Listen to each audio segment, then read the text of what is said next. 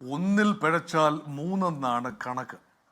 ഇവിടെ നാലാം തവണയും പിഴച്ചിരിക്കുന്നു. ഇന്ത്യയുടെ ഭാഗത്തൊരു പ്രതികരണം ഡെവലപ്പ് ചെയ്യാൻ ഒന്നാമത് പിഴച്ചിരിക്കുന്നത് ഓപ്പറേഷൻ സിന്ദൂർ സമയത്താണ്.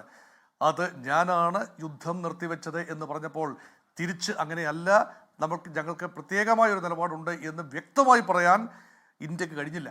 അതൊന്ന്. രണ്ട്, ട്രേഡ് ഡീൽ ഏകപക്ഷീയമായി ട്രംപ് പ്രഖ്യാപിക്കുകയാണ്. 18% ടാരിഫായി ഇന്ത്യക്ക് ഉള്ളത് നിജപ്പെടുത്തിയിരിക്കുന്നു.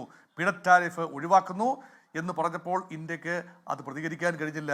അത് പ്രഖ്യാപിക്കേണ്ടത് അമേരിക്കയിൽ നിന്നുകൊണ്ടാണോ അതോ ഇന്ത്യയാണോ പ്രഖ്യാപിക്കേണ്ടത് എന്നൊരാശയക്കുഴപ്പമുണ്ട്.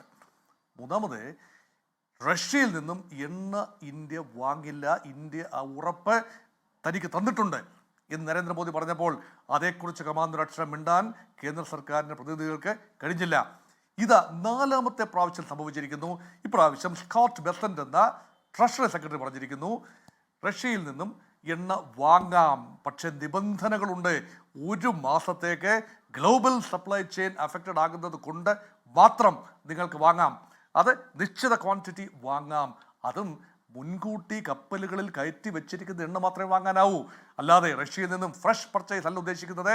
ഓൾറെഡി മാർച്ച് മാസം 3-ാം തീയതിയെങ്കിലും റഷ്യൻ കപ്പലുകളിൽ, ഓയിൽ ടാങ്കറുകളിൽ കയറ്റി ഓപ്പൺ സീയിൽ ഇങ്ങനെ നങ്കൂരമിട്ട് കിടക്കുന്ന റഷ്യൻ കപ്പലുകളിൽ നിന്നും അടുത്ത മാസം 3-ാം തീയതി വരെ, ഏപ്രിൽ മാസം ആദ്യത്തെ ആഴ്ച അവസാനിക്കുന്നത് വരെ വാങ്ങാനുള്ള ഒരു ബ്രീതറാണ് നൽകിയിരിക്കുന്നത്. അതുകൊണ്ട് തീരുമാനമെടുക്കൽ രാജ്യമല്ലേ, നമ്മൾ സോവറിൻ രാജ്യമല്ലേ, നമ്മൾ ഡിക്റ്റേറ്റർ ഇവരാരാന്നേ. എന്ത് കരാറുണ്ടെങ്കിലും മോഹൻ വർഗീസ് പറയാനുള്ളത് കാരണവർ പറയുക എന്നതാണ്. അല്ലെങ്കിൽ അന്യ വീട്ടിലെ കാരണവരല്ല, ഈ വീട്ടിൽ എന്താണ് കഞ്ഞിയും കറിയും വെക്കേണ്ടത് എന്താണ് എന്ന് പറയേണ്ടത് അന്യഭവനത്തിൽ അല്ല. ഇവിടുത്തെ കാര്യങ്ങൾ ഇവിടെ തീരുമാനിക്കുന്നതിൻ്റെ പേരാണ് സ്ട്രാറ്റജിക് ഓട്ടോണമി. ഭാരതം ആരുമായും സംസാരിക്കണം, ആരോട് ഇടപെടണം, എത്ര തുകയ്ക്ക് എണ്ണ വാങ്ങണം, റൂബിളിൽ വാങ്ങണോ റുപ്പിയിൽ വാങ്ങണോ, ഏത് രീതിയിൽ അത് കൈകാര്യം ചെയ്യണം, എത്ര ക്വാണ്ടിറ്റി ആയിരിക്കണം, തീരുമാനിക്കുന്നത് ദേശീയ താല്പര്യമനുസരിച്ച് ഇന്ത്യ തന്നെയായിരിക്കണം. അങ്ങനെയാണ് പരമാധികാരം നിലനിർത്താനാവുക.